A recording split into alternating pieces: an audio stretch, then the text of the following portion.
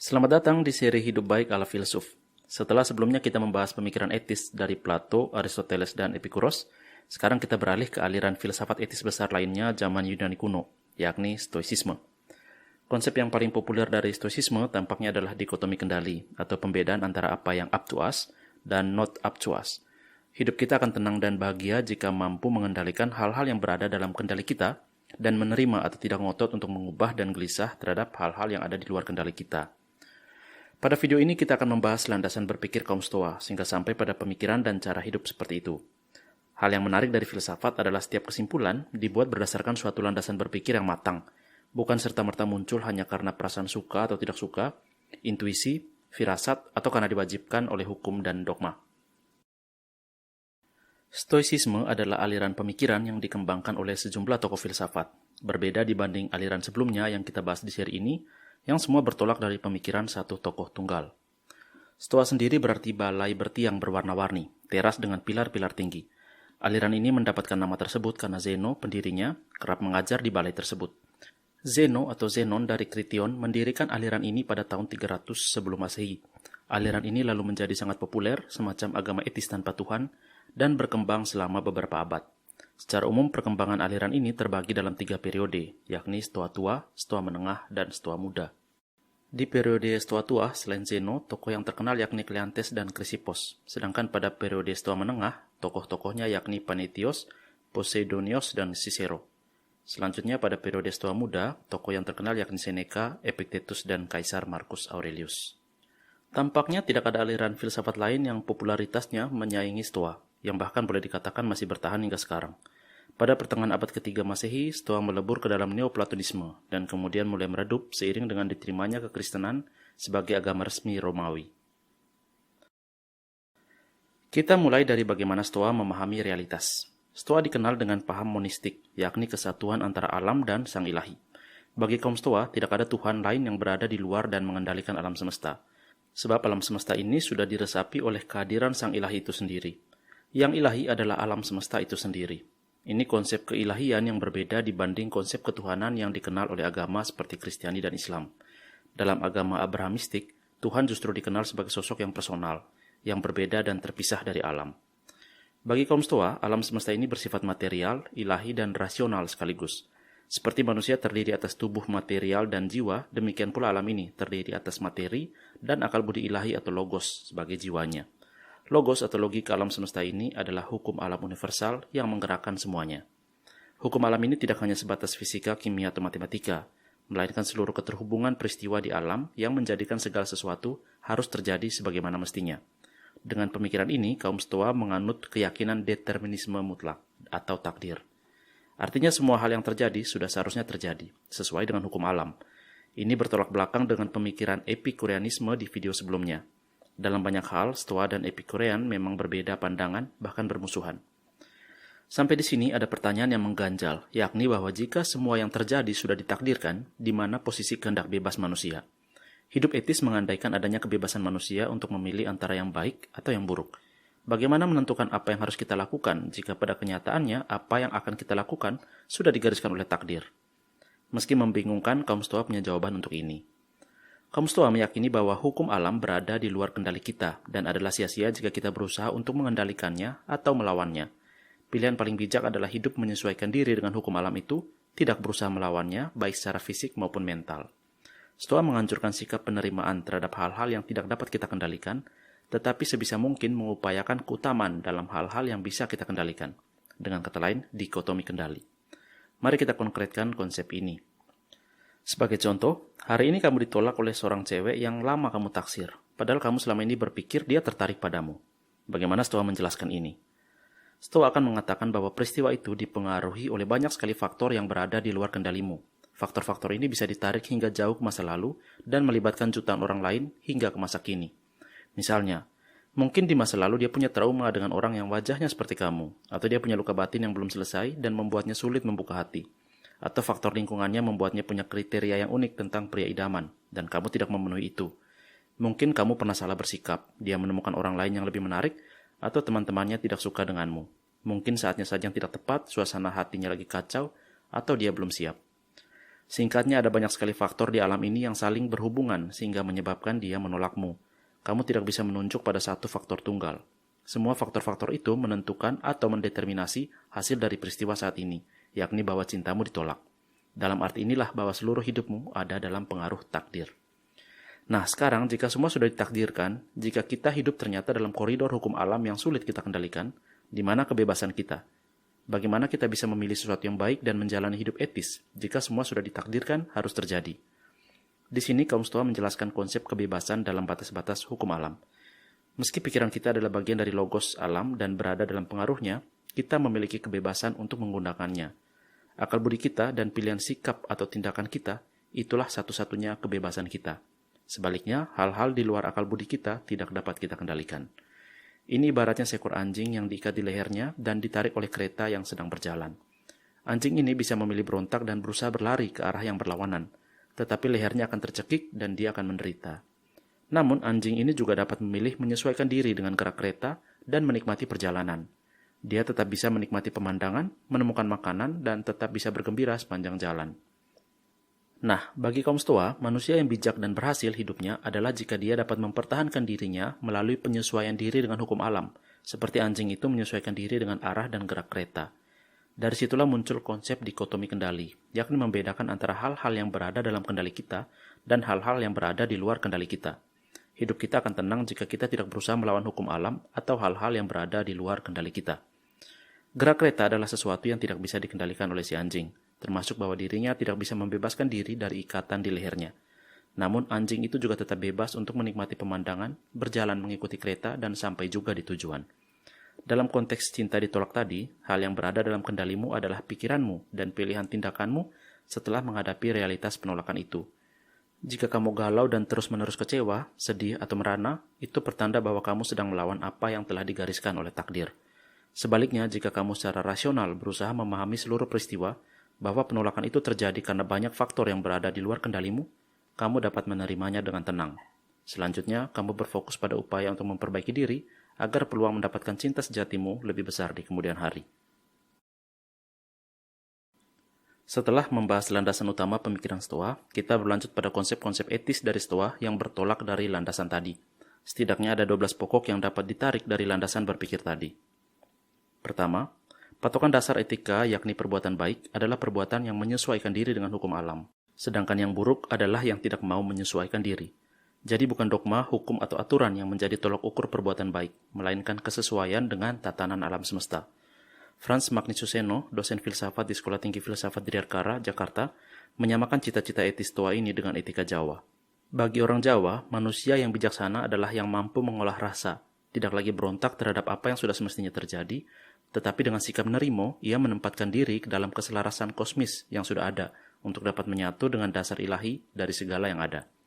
Selaras dengan alam berarti manusia harus hidup sejalan dengan keutamaan khasnya di alam. Bagi manusia, keutamaan khasnya adalah rasionya, akal atau nalar. Inilah yang membedakan manusia dari binatang. Seekor kuda dikatakan sebagai kuda yang berkualitas jika mampu berlari kencang, kuat, dan tangguh. Itu adalah keutamaan khas kuda, sehingga kualitas kuda diukur dari situ. Nah, kekhasan manusia adalah rasionya, maka kualitas orang manusia diukur dari seberapa mampu dirinya hidup menggunakan rasio dan mengendalikan rasionya. Hanya dengan cara itu manusia mampu menyelaraskan dirinya dengan alam sesuai dengan tujuan keberadaan dia di alam. Hanya dengan cara itu dia mampu hidup tenang dan bahagia. Kedua, selain rasio, hal khas lainnya dari manusia adalah hidup sosial. Maka manusia yang utuh adalah manusia yang terlibat dalam kehidupan sosial dengan rasionya, bukannya memisahkan diri, menjadi egois dan hidup untuk diri sendiri. Kita perlu membangun keadilan sosial, kemakmuran bersama, dan kesejahteraan bersama. Ibaratnya tubuh manusia, semua organ harus bekerja sama. Jika tangan ingin berdiri sendiri, dia menjadi tak berguna dan mati. Itu melawan hukum alam. Demikian pula seorang yang memisahkan diri dari hidup sosial. Namun dalam hidup bersama ada saja orang yang menyebalkan. Dalam pandangan Stoa, kita perlu untuk mengarahkan orang-orang itu agar menjadi rasional. Namun, jika tidak berhasil, pilihannya adalah menerima mereka atau menghindari jika memang tidak ada pilihan yang lebih baik. Ketiga, dari akal budi mengalir keutamaan dasar manusia, yakni kebijaksanaan, keadilan, keberanian, penguasaan diri, dan kemanusiaan. Manusia yang baik harus hidup sesuai dengan keutamaan itu. Perbuatan yang baik adalah perbuatan yang mengusahakan keutamaan-keutamaan itu. sedangkan perbuatan yang buruk adalah yang menyangkal keutamaan-keutamaan itu. Bagi kaum Stoa, hanya hal-hal yang mendukung kebajikan atau keutamaanlah yang baik, sedangkan hanya kejahatanlah yang buruk. Selebihnya bersifat netral atau indiferen. Pikiran kitalah yang lalu menafsirkan hal-hal itu sebagai baik dan buruk dan menghasilkan emosi. Keempat, emosi adalah bagian dari rasio. Selama ini, kita menganggap bahwa rasio dan emosi itu dua wilayah yang berbeda, sehingga kita selalu dianjurkan untuk bertindak rasional, bukannya emosional. Namun, bagi kaum Stoa, emosi adalah bagian dari rasio, sehingga bukanlah hal yang irasional. Emosi adalah hasil opini atau penafsiran atas realitas. Jika kamu menilai bahwa sesuatu itu buruk dengan rasiomu, maka emosi yang muncul adalah emosi negatif. Sebaliknya, jika menurutmu itu baik, emosi yang muncul adalah positif. Akal budi adalah satu-satunya kebebasan kita dan hal yang bisa kendalikan, sehingga emosi pun adalah hal yang bisa kita kendalikan. Kita bisa menentukan opini kita akan suatu peristiwa. Suatu peristiwa selalu dianggap sebagai netral. Opini kitalah yang akan memberikan penilaian, apakah itu baik dan menyenangkan atau buruk dan menjengkelkan. Itu berarti emosi bisa dilatih. Kelima, kebahagiaan kaum Stoa ada dalam ketenangan batin, bebas dari emosi negatif yang mengganggu. Seorang Stoik memiliki ciri tenang, tak tergoyahkan, tidak mudah diombang-ambingkan emosinya, atau tidak mudah tersulut. Di sisi lain, dirinya juga mengusahakan kebajikan. Ini tidak lantas berarti seorang Stoik adalah seorang yang tanpa emosi sama sekali, tetapi menyadari bahwa akal adalah logika alam, dan bahwa kita harus hidup menurut logika ini. Keenam, untuk sampai ke tahap ketenangan batin itu, dibutuhkan latihan mental untuk membebaskan diri dari emosi negatif, mengembangkan kesadaran yang lebih luas tentang keterkaitan segala sesuatu di dunia, dan menerima hukum-hukum kehidupan ini. Sama seperti otot perlu dilatih berkali-kali agar tumbuh, demikian pula dengan kebijaksanaan hidup dan ketenangan batin seorang Stoa. Sebagai manusia yang belum terlatih, tiap kali menghadapi peristiwa tertentu, akan muncul reaksi otomatis, entah itu emosi positif atau negatif. Latihan mental dibutuhkan untuk memisahkan antara peristiwa dengan reaksi yang diberikan. Caranya, yakni dengan membentuk interpretasi rasional baru untuk mengatasi interpretasi otomatis yang muncul lebih dahulu. Contohnya, ketika cintamu ditolak tadi, interpretasi otomatis yang muncul mungkin adalah bahwa kamu merasa diri jelek atau tidak cukup baik, dan emosi yang muncul adalah sedih dan patah hati. Latihan mental dibutuhkan untuk membentuk interpretasi baru, yakni bahwa ada banyak hal di luar kendalimu yang menyebabkan dia menolakmu.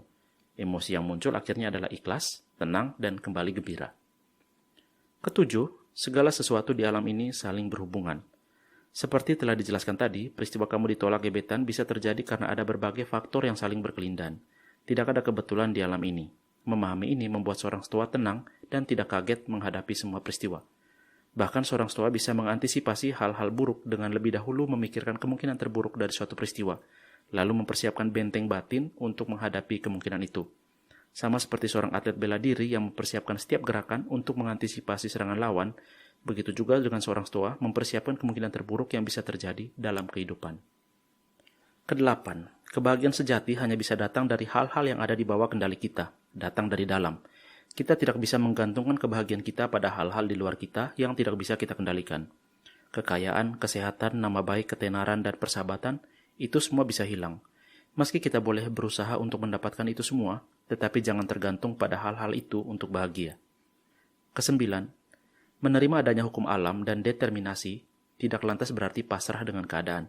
Tugas manusia adalah menggunakan nalarnya, termasuk untuk mengupayakan terjadinya hal-hal baik di dunia dan mencegah hal-hal buruk.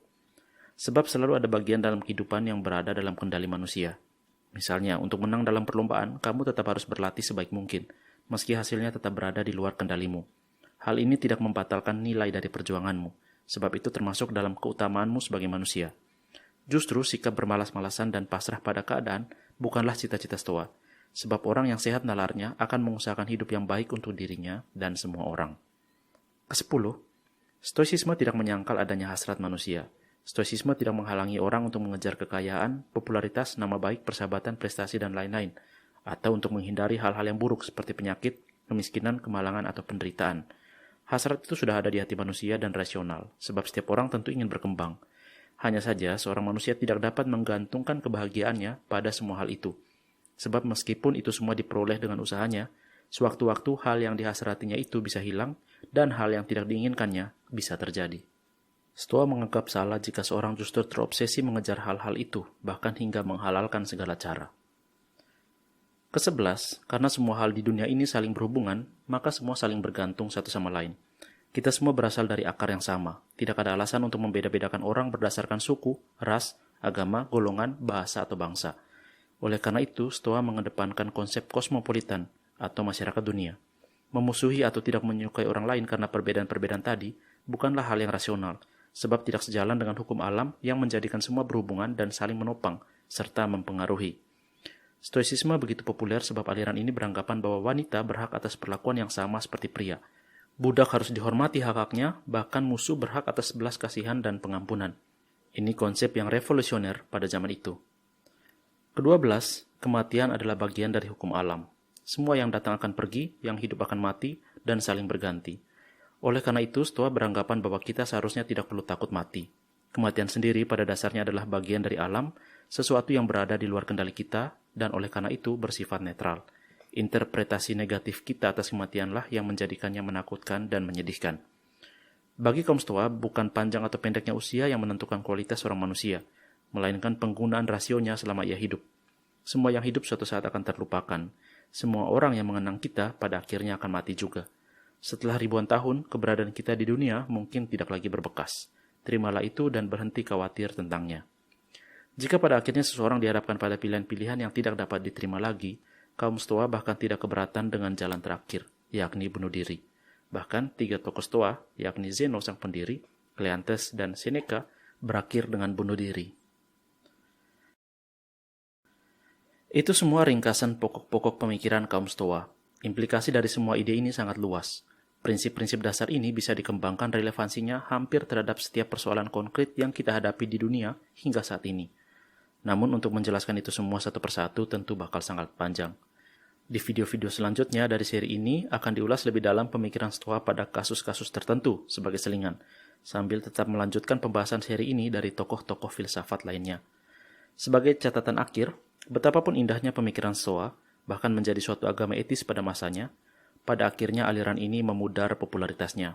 Pengaruhnya memang masih terasa hingga sekarang, tetapi kalah dengan agama. Etika Stoa ditinggalkan setelah Kekaisaran Romawi memeluk agama Kristiani. Etika yang dikembangkan oleh kaum Stoa cenderung diam tentang hidup setelah kematian. Etika ini memang luar biasa sebab mampu menunjukkan cara hidup yang baik tanpa perlu bergantung pada pengandaian keberadaan Tuhan dan penghakiman akhir. Namun di dalam hati manusia tetap saja ada pertanyaan yang mengganjal tentang hidup setelah kematian dan makna dari semua hal baik yang kita lakukan. Jika pada akhirnya semua berakhir dengan kematian belaka, pilihan tindakan yang bijak atau yang buruk pada akhirnya tidak bermakna sebab akan sama saja ujungnya, yakni kematian. Ketiadaan Tuhan sebagai arah dan tujuan hidup moral manusia juga menjadikan etika tanpa Tuhan terasa tak lengkap. Ada ruang kosong yang menganga dan menggelisahkan. Pada akhirnya etika Stoa ini diadaptasikan ke dalam Neoplatonisme dan turut mempengaruhi pemikiran pada tokoh-tokoh agama sepanjang sejarah, terutama kekristenan dan Islam. Tanpa kita sadari, etika Stoa ini kini bahkan kita hidupi, sebab menjadi bagian dari agama Abrahamistik.